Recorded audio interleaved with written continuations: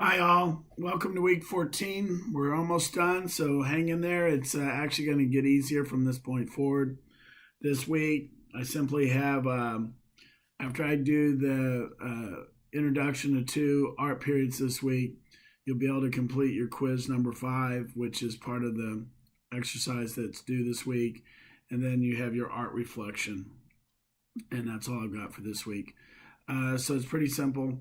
Quick note, last week I thought I gave you a simple exercise, and a couple people it's kind of freaked you out where you're not sure what you're supposed to do. You're doing what you normally do, which is just kind of half-ass reading the assignment, and then giving me some diatribe about something that, and really, a lot of times I'm just asking for participation and asking your opinion.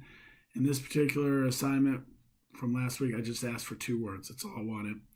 And if you did anything besides that, then you got a 0. So that's what's going on from the assignment from last week. Anyway, so this week I'm going to cover minimalism and postmodernism. So that takes us through the art periods from the Renaissance forward. And I'll start with minimalism, which if you're following along in the textbook, I'm on page 450. And in the workbook, I'm on page 133.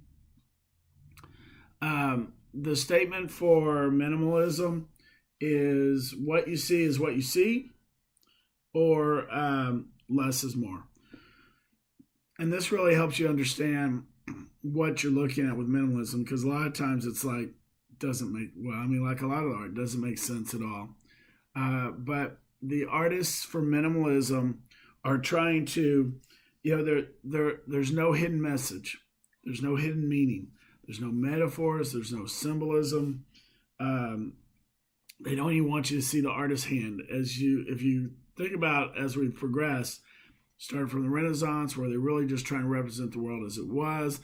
You didn't think about the artist. They didn't want you to think about them. As we moved forward, then the artists started becoming part of the work, and you could actually see their hand. And like a Jackson Pollock or Vincent van Gogh, you could see these strong strokes, and you could actually see the motion of the artist and see their involvement in the work. Then we started abstracting the world. Excuse me, artists got comfortable with abstracting the world, where they didn't feel like they had to represent what they actually saw, but maybe what they perceived, or they started altering it. Now with minimalism, they take an abstract to a whole different level.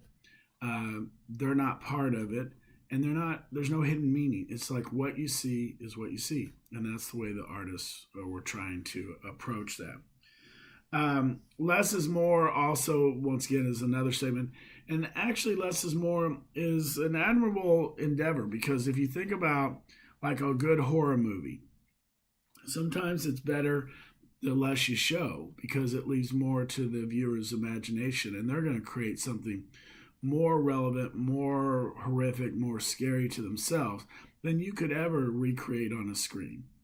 And so this is where the artists are like, okay, I'm going to trust that you're going to do what you need to do with this, and I'm going to get out of the way.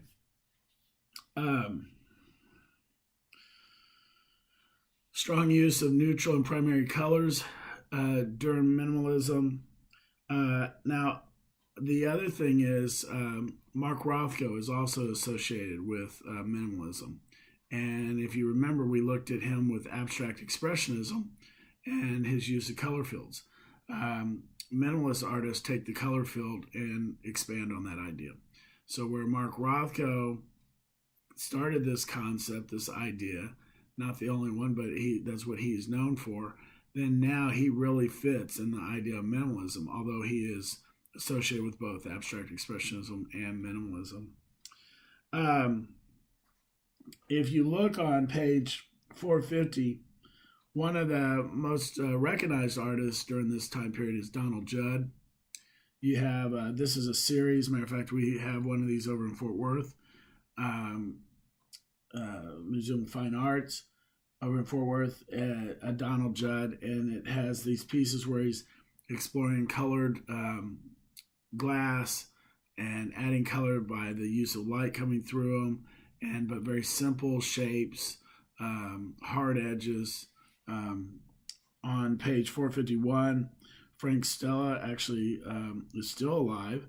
I think Ellsworth Kelly, I don't know if he's still alive. For some reason, I feel like he is, but if he is, he's very old.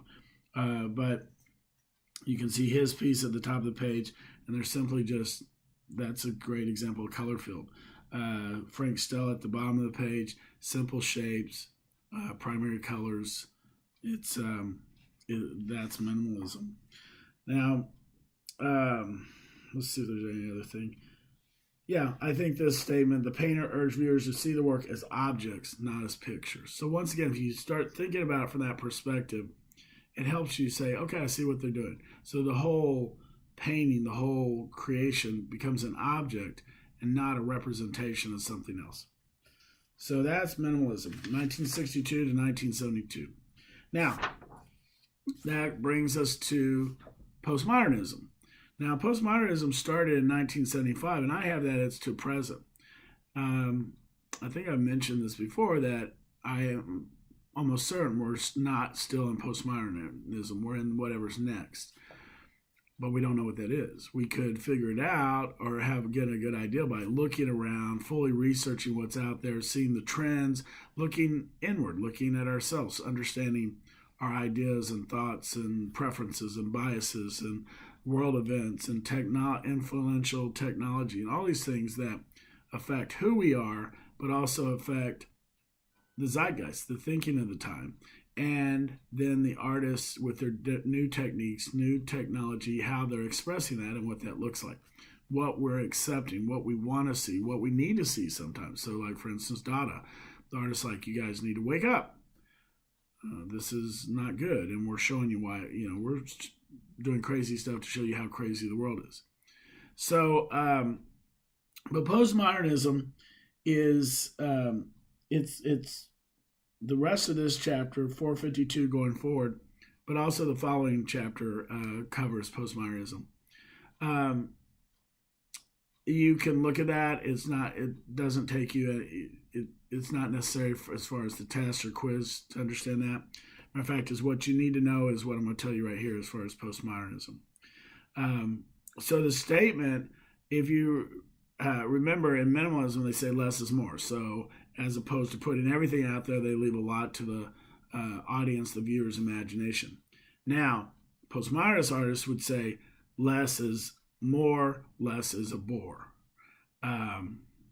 So they're pushing back hard against the minimalist.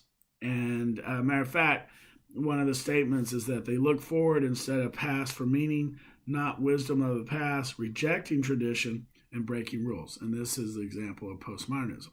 So you have people like Banksy, who's a graffiti artist, which, matter of fact, that will be your assignment next week, is to look at Banksy's work and analyze that. He has some really great stuff. And breaking rules, as just being a graffiti artist by itself, is breaking rules.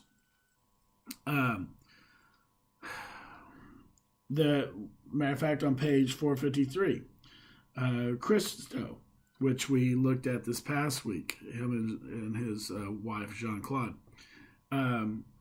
is also considered postmodernist. And matter of fact, one of the characteristics of postmodernism is installations. Installation is art where the audience is actually invited to walk into it. It's a lot of times it's site specific. Matter of fact, I guess it would always be site specific, and you experience it as well as view it. So it has multiple dimensions to it. It's installation, and that's what Christo did. He made all his work site specific, tailored to whatever environment it was he was working in, and the audience always had the ability to walk into it in some way or be a part of it. That's something from postmodernism. They take the color field, the colors, and add meaning to them. So you might have a color field where there's no literal interpretation, nothing there, but the color in itself becomes symbolic, representational. I put in here, actually, this is a nice statement. So there's a couple other things about postmodernism. By the way, on page 454, 455, a couple examples of installation work. Matter of fact, the Robert Smithson on page 454 is very similar to a Christo work. He takes an environment and then creates art out of it. So it's not permanent. It'll erode in time, but it's one of these things where really most people are going to view it from a photograph as opposed to actually walking in the middle of it, but they still have that ability to do that. But in here, the we form art, art forms us is another statement from postmodernism. And matter of fact, I always think about the emergence of reality television. I think this is a great example of postmodernist art. So where the actors and the people in it become the art and the entertainment. And once again, you think back like pop art, where Warhol was commenting on how we objectified people and turned them into products. And think of Paris Hilton. Think of any of our stars where they're celebrities, but not for any reason other than we just turned them into something that is a product to us. I guess Kim Kardashian would be another excellent example of that, where she has become an industry, a product in herself, and that we want to consume, we want to watch, we want to view, and she has become the art, and that's postmodernism. Okay, so that's a quick drive-by. Just talking about the rest of the semester. So this week, you have your art reflection and quiz number 5. We've talked about all the art periods now, so you should be able to complete that. The following week, you have one assignment. That's the Banksy exercise, which is already up. And then the final week, I think I'm going to just do have you guys interact with each other in the discussion forum as a debate. And I'll post that in another week or so, and probably next week. And then that's going to be it. I know in the past I've talked about turning the workbooks. You're not going to turn in the workbooks. I'll get that all figured out. But all your grades are up, and you should. As a matter of fact, last week I posted a column so you could see where you are in the class. So take a look at that. Make sure you've done all your work, and your grade should be fine. But if there's a lot of work that you haven't done and you got those zeros, you know as well as I do what that ends up turning out to be. So anyway, you guys have a great week. I will see you next time online.